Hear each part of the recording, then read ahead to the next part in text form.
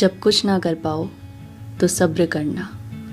अपने मन का सारा बोझा कायनात के कंधों पे रख देना। जो तुमसे नहीं संभल रहा उसे वक्त संभाल लेगा।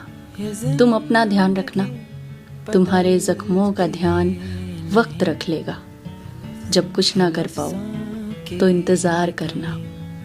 जो तुम्हारा है वो तुम तक पहुंचने का रास्ता ढूंढ रहा होगा।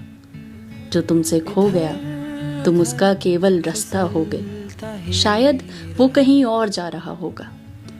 ये सोचकर उसे जाने देना। उम्मीद तुम्हें देखेगी डर भरी नजरों से। उसे अपने पास आने देना। जब कुछ ना कर पाओ तो सब्र करना।